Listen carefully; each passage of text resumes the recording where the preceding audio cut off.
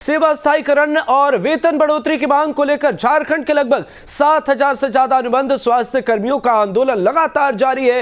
इसमें कई स्वास्थ्य कर्मी आमरण अनशन पर बैठे हुए हैं। इन अनुबंध स्वास्थ्य कर्मियों के आंदोलन का दायरा दिन ब दिन बढ़ता जा रहा है, लेकिन सरकार की तरफ से न कोई सुध ली गई अब तक, न ही कोई संज्ञान। इसके बाद इनका आक्रोश अब भड़क गया है। रांची में अनुबंध स्वास्थ्य कर्मियों ने आंदोलन को तेज करते हुए राज्य के स्वास्थ्य मंत्री बन्ना गुप्ता के आवास का घेराव किया और सरकार के खिलाफ जमकर नारेबाजी की।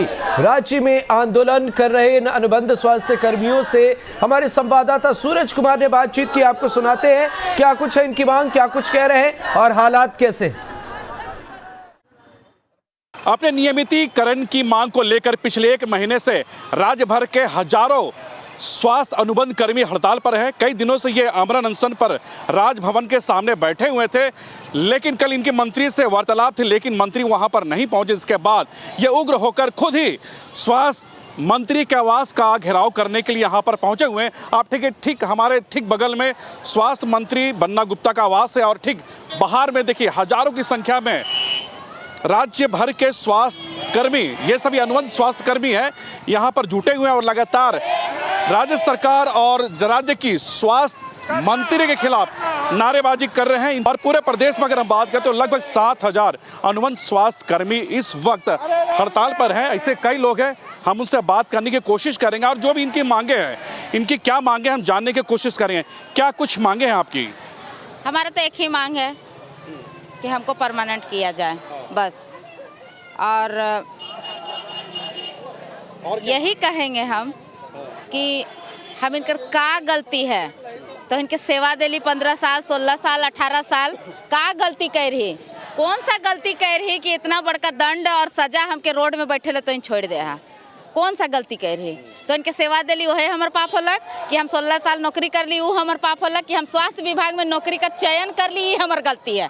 से बताओ हमके। सरकार ने जब हमारे हेमंत दादा जब सरकार में नहीं आए थे, तब सच में उन्होंने एक वादा किया था कि जब हम सत्ता में आएंगे तो सबसे पहले अनुबंध शब्द को समाप्त कर देंगे और अनुबंध कर्मियों को हम नियमित करेंगे या उन पर हम विशेष ध्यान देंगे। लेकिन वो हमारे लिए तो सिर्फ वादा ही रह गया है। चलिए वो वादा की बात अलग है, कोरोना बीच में आ गया, लेकिन अभी क्या मजबूरी है जो हमारा आंदोलन का आज 29वां दिन हो गया है, आमरण अनशन पर हमारा 23वां दिन हो गया है।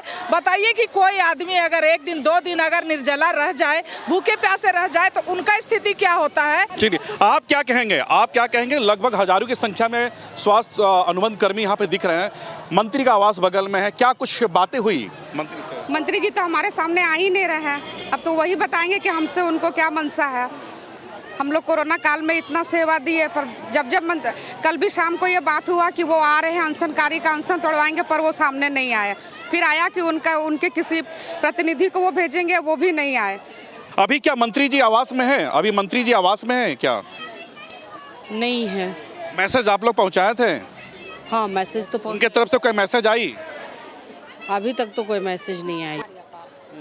ये आर पार की लड़ाई है। बिल्कुल, देखिए ये तमाम स्वास्थ्य अनुबंध कर्मी पिछले 1 महीने से हड़ताल पर है और लगभग 23 दिनों से आमरण अनशन पर हैं और कई ऐसे स्वास्थ्य अनुबंध कर्मी बीमार हैं, हॉस्पिटलाइज है, लेकिन सरकार के तरफ से अभी तक कोई पहल नहीं की गई है और जो भी इनके आंदोलन है वो अब तक जारी है। इनका ये कहना कि अगर सरकार इनकी मांगों को पूरी नहीं करती, इन्हें नियमितीकरण नहीं करती, यानी रेगुलाइज नहीं करती, तो ऐसे में इनका आंदोलन लगातार जारी रहेगा। अपने वीडियो जर्नलिस्ट अमित के साथ सूरज, न्यूज स्टेट, रांची।